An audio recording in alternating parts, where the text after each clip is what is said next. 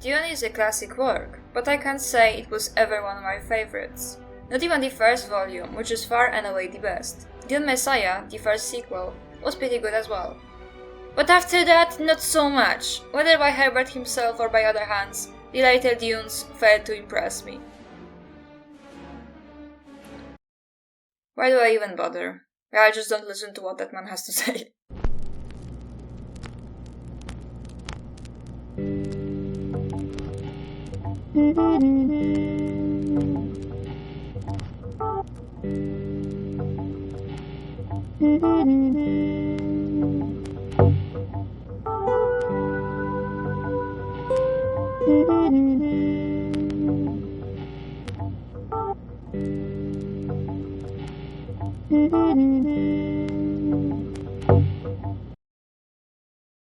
Before we start, remember that if you like my content, like, subscribe and share. Wait. I can use the voice on you. Before we start, remember that if you like my content, like, subscribe and share so that more people can see it. Make sure to click the notification button so that you never miss a new video. Also, you can listen to this on Spotify if you prefer.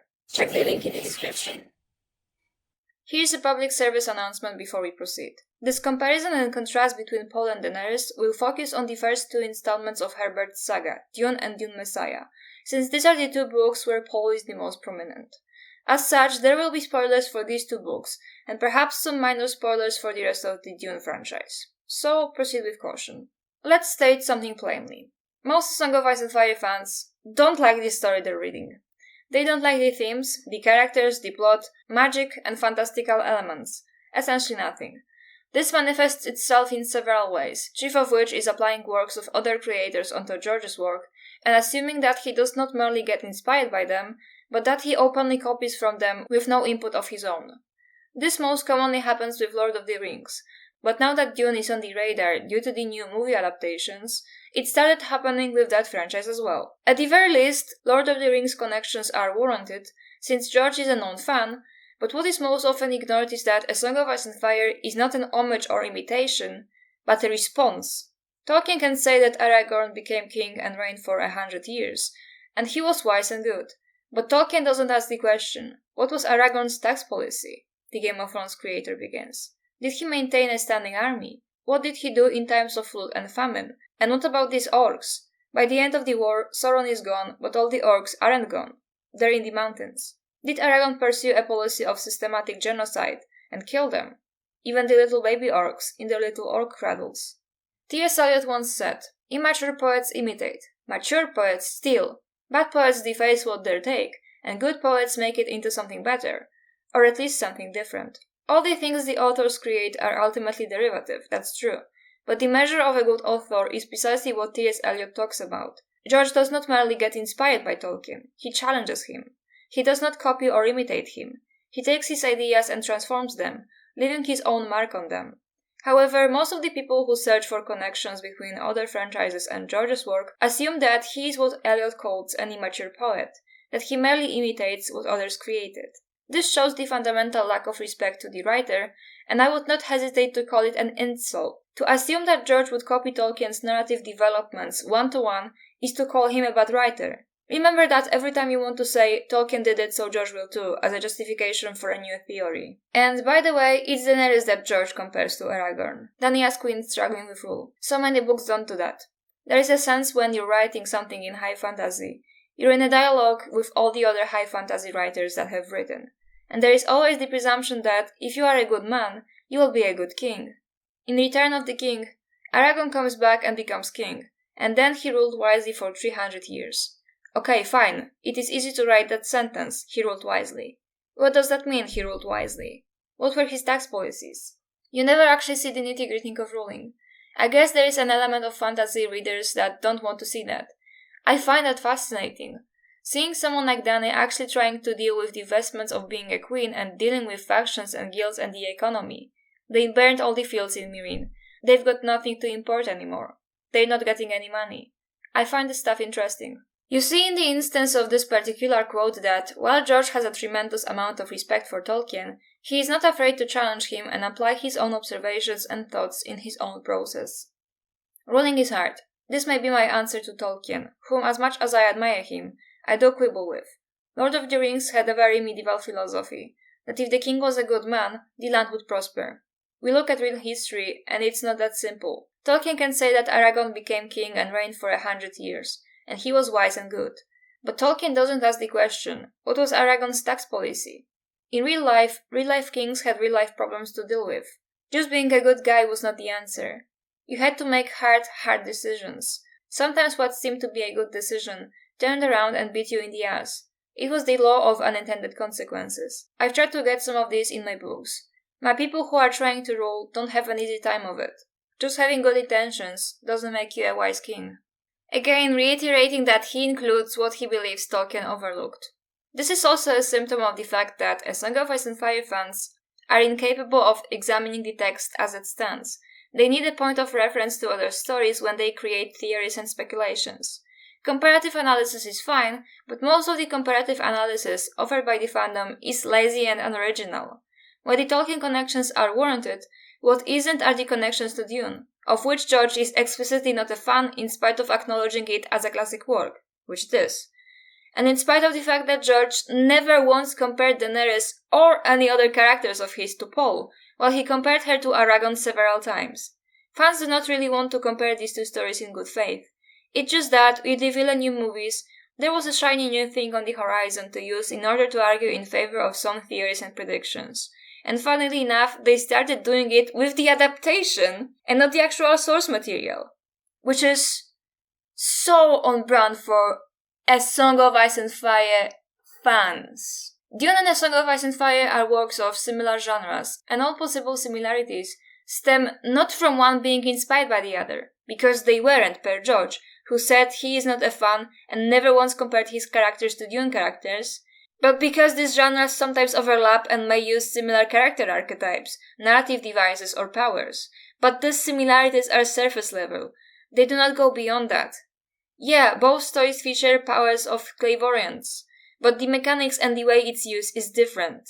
And of course, A Song of Ice and Fire fans wouldn't be themselves if they weren't using their shiny new thing to demonize Daenerys, because this is their favorite pastime. Ever since Dune Part 2 came out and it was made abundantly clear that Paul is a false messiah, they saw his character arc as a great opportunity to just copy and paste onto Daenerys, in spite of there not being textual evidence for that, nor any comment made by George to warrant it. They do this solely because Paul is a villain protagonist surrounded by prophecy and responsible for a colossal genocide, and they want Daenerys to follow an identical path. This comparison is not only false but also bad faith and just plain lazy. It assumes that not only George copied Frank, but did so in the worst way possible, that is, he copied without his own input. Like I say, fans of this franchise have a particular allergy towards engaging with the text as it stands, which proves exactly that not only do they dislike it, but they also consider George R.R. Martin a bad author who does nothing but copy. But even then, Daenerys still is nothing like Poe Atreides, nor does he particularly like Dune. So they're doing it for no reason at all. Just because of a new shiny thing.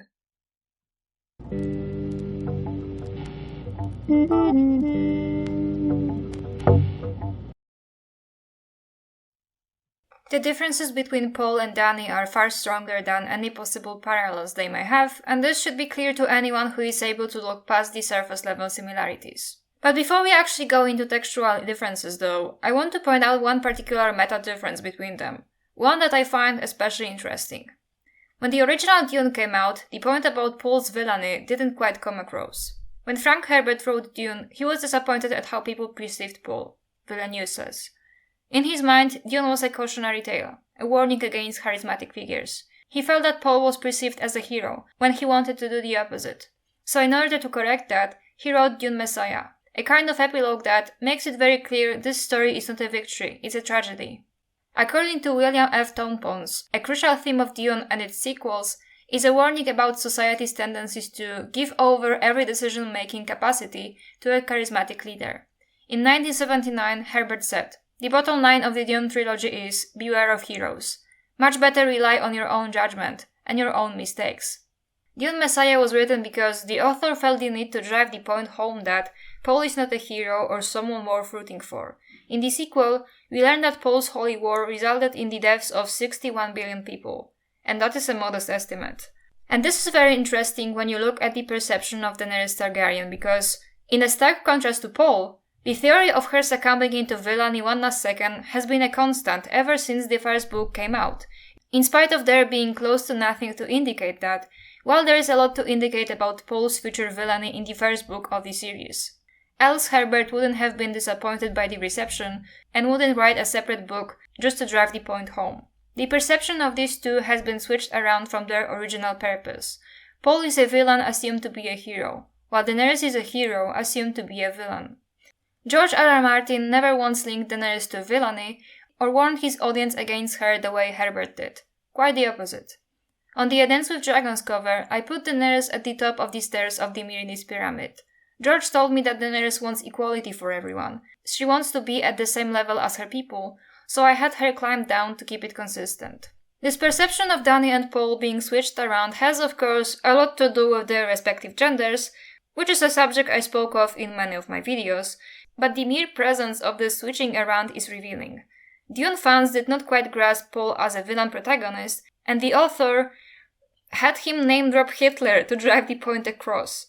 A Song of Ice and Fire fans, on the other hand, after 5 books, still do not consider Daenerys as a hero in spite of there being plenty of evidence towards it. Like, for example, her selflessly going on a quest to end slavery, sacrificing all of her personal ambitions and dreams for that purpose. The perception of Daenerys as a villain in the making, or even already a villain, triumphs over any and all textual evidence. Paul's descent into holy war happens over the course of 1 book, and we know it's going to happen, with Dune Messiah being entirely an aftermath.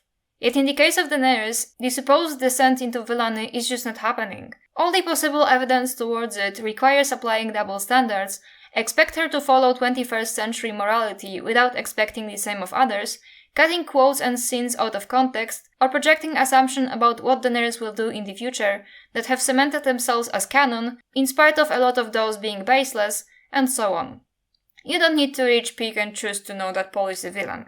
You need to do so in the case of Daenerys, as we've seen numerous times on this channel and beyond. That's all about meta differences. Now let's look at the actual stories, starting with their respective upbringing. The plot of Dune happens approximately 20,000 years into the future, in the world where humanity has colonized space.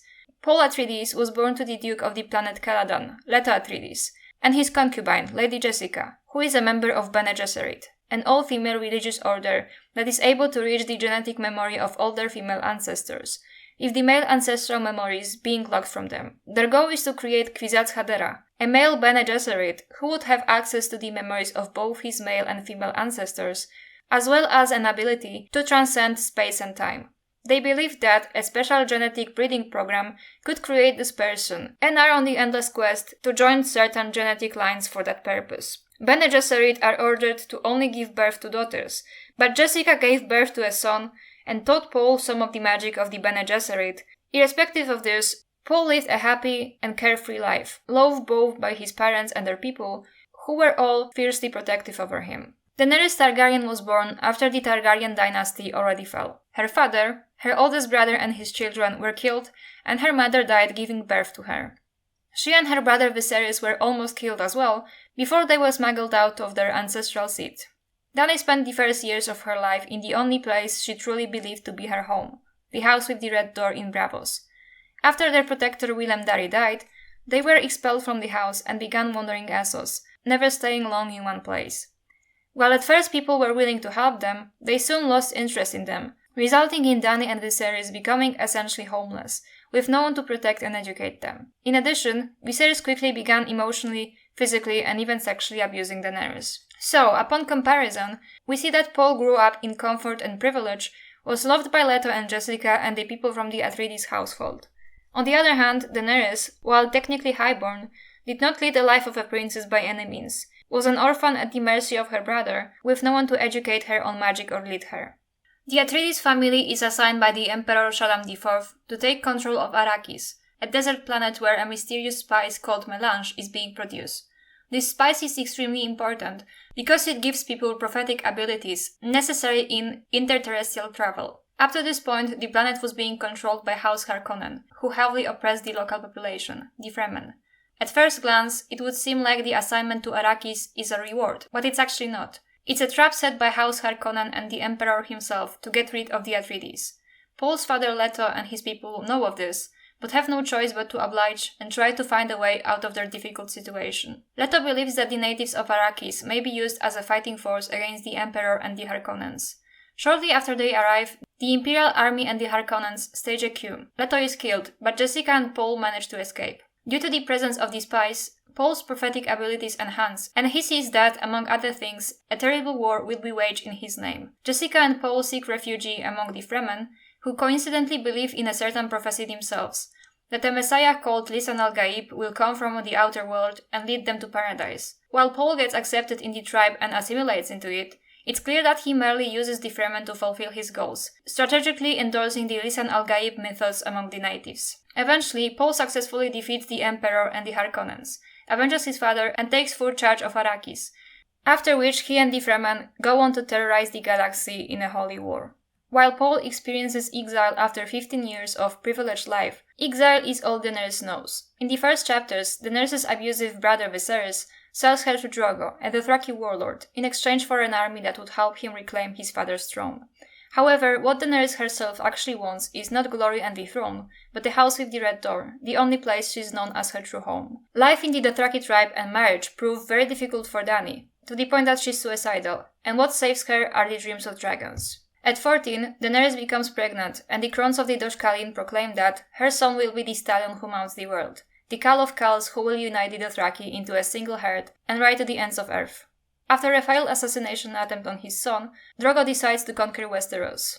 But after he sacks a village to finance this endeavor, a resentful survivor, Miri Mazdur, kills both him and the child in Dany's womb, with most of Drogo's Khalasar departing. After her final dragon dream, Daenerys pieces the clues on how to wake dragons from stone. As a widow of a Dothraki Khal, Dany is expected to join the Doshkalin and permanently reside in Vaes Dothrak.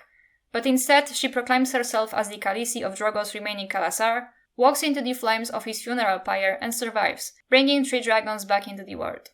You could point your finger and say, see, they're similar. They are both thrust into a culture they don't understand, but gradually assimilate and start to appreciate it. But there are several key differences between how they approach their respective assigned cultures, and one of those aspects is how they respond to the prophecies in these cultures.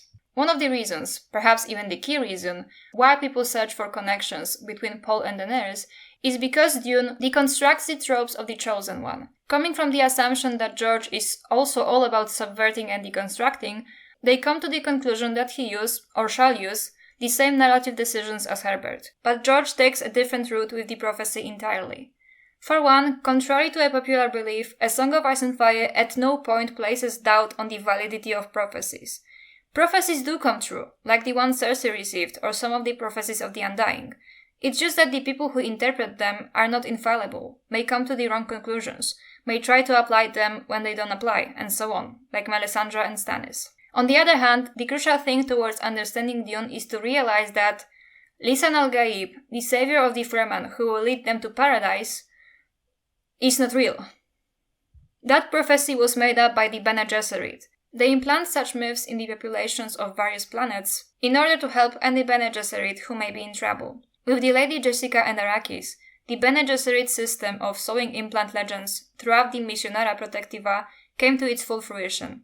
Jessica thought about the prophecy, the Sharia, and all the Panoplia Prophecticus, a Bene Gesserit of the Missionara Protectiva, dropped here long centuries ago, long dead, no doubt, but her purpose accomplished. The protective legends implanted in these people against the day of a Bene Gesserit's need. Well, that day had come. If only he knew the tricks we use.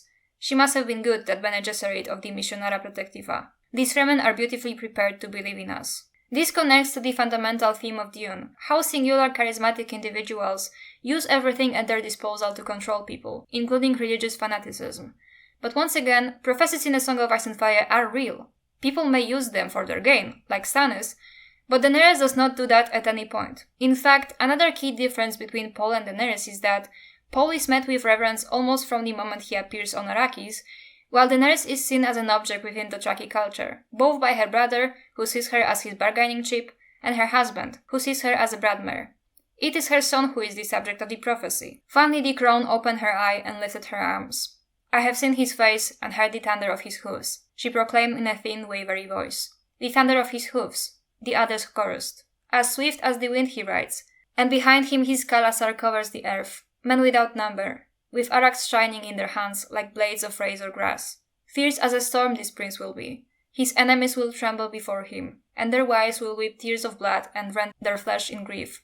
The bells in his air will sing his coming, and the milkmen in the stone pens will fear his name. The old woman trembled and looked at Dany, almost as if she were afraid.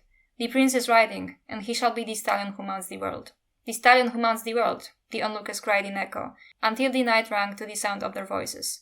The one-eyed crone peered at Dany. What shall he be called, the stallion who mounts the world? She stood to answer. He shall be called Rhaego, she said, using the words that Jiki had taught her. Her hands touched the swell beneath her breasts, protectively, as a roar went up from the Dothraki. Rhaego, they screamed. Rhaego, Rhaego, Rhaego. What does it mean? She asked. What is the stallion? Everyone was shouting it at me, but I don't understand. The stallion is the Khal of Khals, promised in an ancient prophecy, child. He will unite the Dothraki into a single Khalasar, and ride to the ends of earth. Or so it was promised. All the people of the world will be his heart.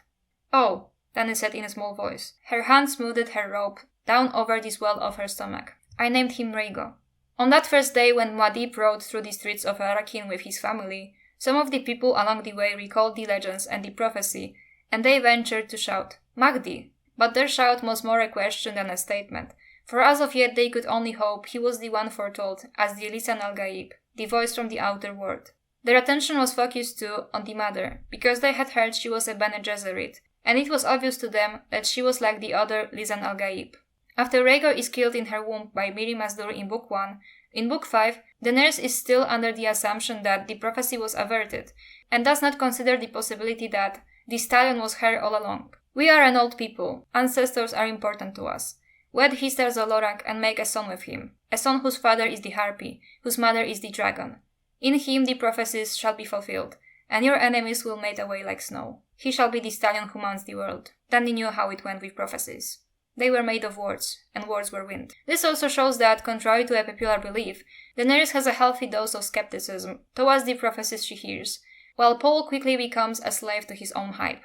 In that instant, Paul saw how Stilgar had been transformed from the Fremer Nype to a creature of Lisan al-Gaib, a receptacle for awe and obedience. It was a lessening of the man, and Paul thought the ghost wind of jihad in it. I have seen a friend become a worshipper, he thought. There is another prophecy that Daenerys is subject to.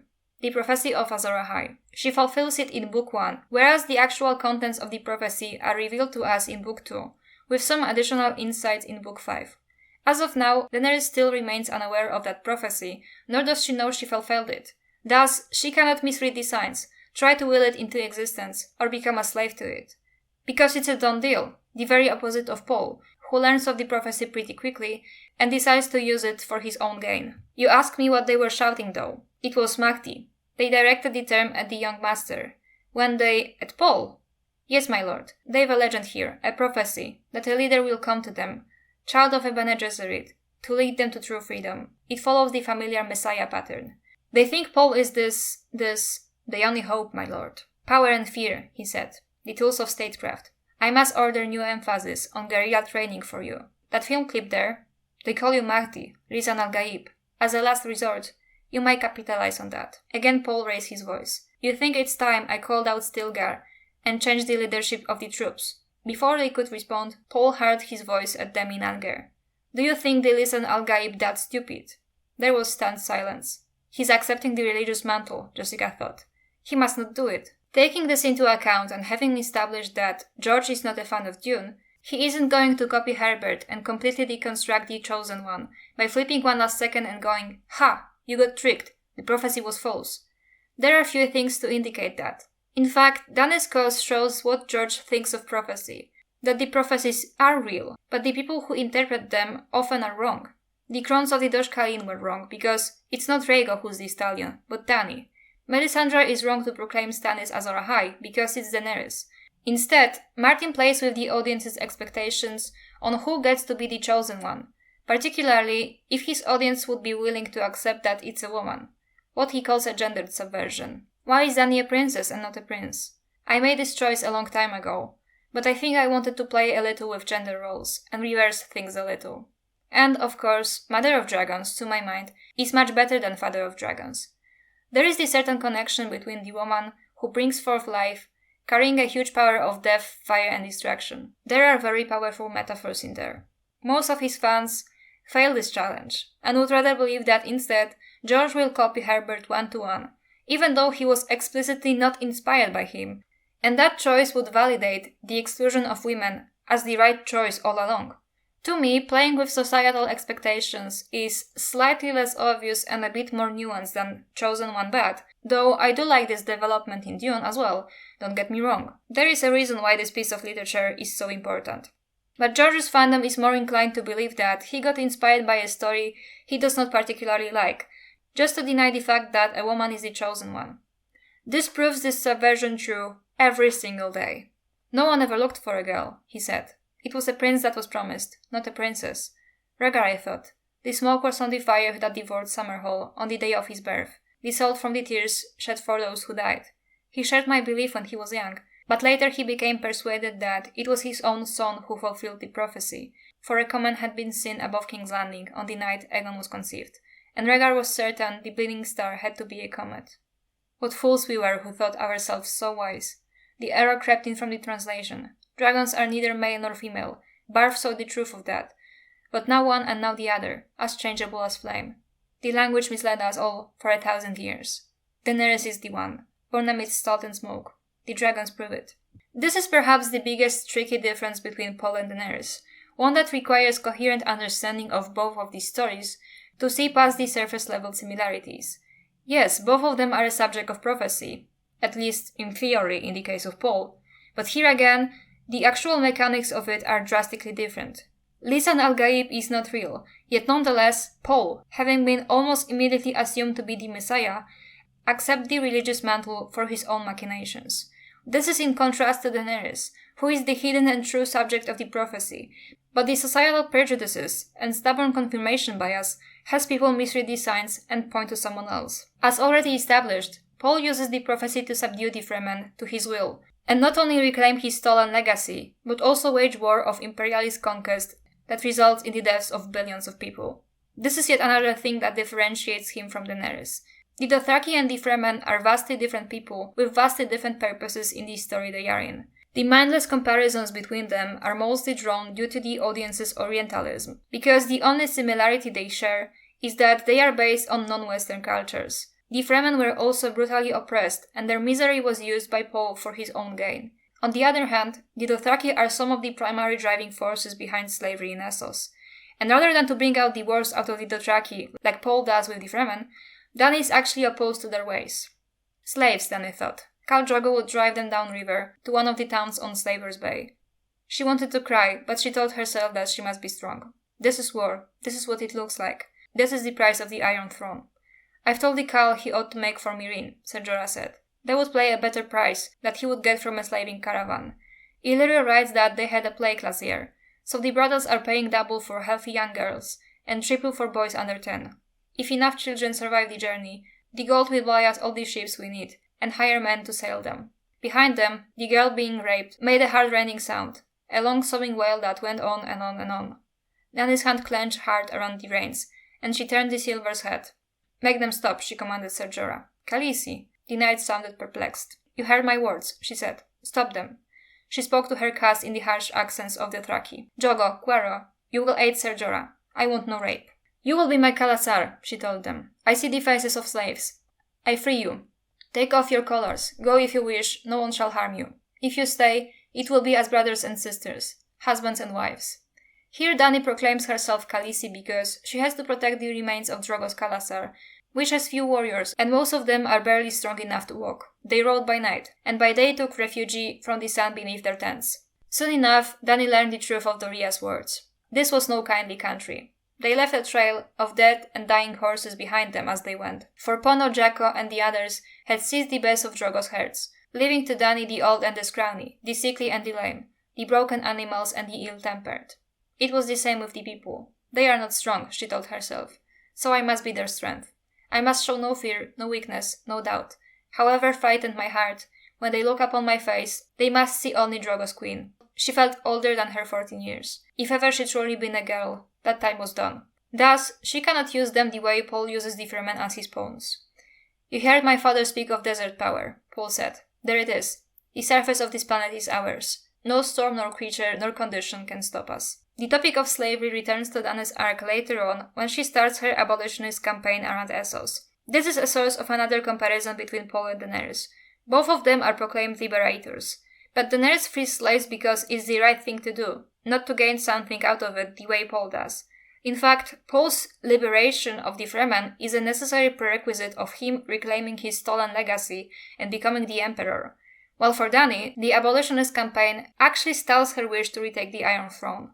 There is nothing to stay for, said Brandon Plum. Your Grace, the slavers brought their doom on themselves, said Dariona Harris. You have brought freedom as well, Missandei pointed out. Freedom to starve, asked Dany sharply. Freedom to die. Am I a dragon or a harpy? Am I mad?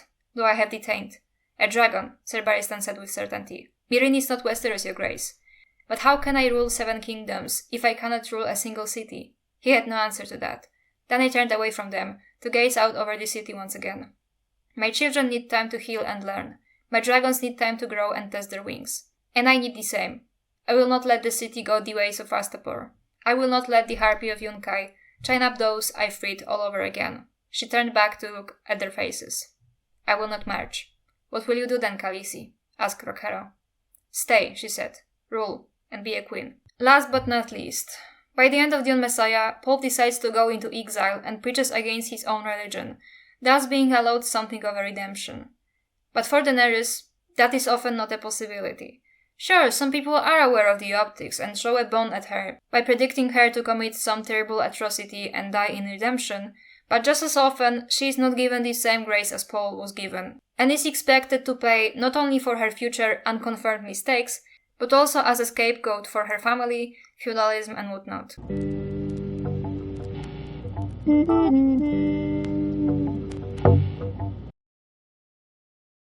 This was a challenging video to make, especially since I am fresh out of reading Dune and Messiah, and a lot of things have not yet fell into place in my head. As such, I encourage everyone to point out what I have possibly missed in this video, and maybe if I made any mistakes that warrant corrections. Overall, the discussion about the parallels between Dany and Paul, of which there are some, will be productive and interesting, but it's not, because in discussing them, an equivalence will be drawn between them to poison the well, in spite of the fact that any parallels Dany and Paul have are trampled over by their vastly different upbringings, outlooks on life and goals.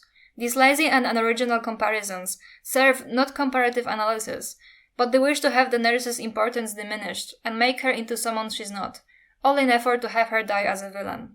As I say, comparative analysis is fine and good, but to say that Dune was an inspiration for A Song of Ice and Fire, or that Paul inspired any of the characters in George's books, is entirely unwarranted and false, and stems from the hidden disdain and resentment towards the source material of Martin's series. Songs fans should, thus, reach for a story where the chosen one is fake like they want, instead of forcibly pushing and projecting Dune onto A Song of Ice and Fire, where the chosen one is someone even worse than the actual genocidal Antichrist. A woman. Read the books you actually like. Abandon those whose themes and tropes make you angry. Stop rewriting the book for your own preferred narratives. Thanks for watching. I already used the voice once, so I won't repeat myself. Remember that if you like my content, like, subscribe and share, so that more people can see it. Make sure to click the notification button so that you never miss a new video. And remember, Phoenix rises from the ashes, and ashes always stand on top.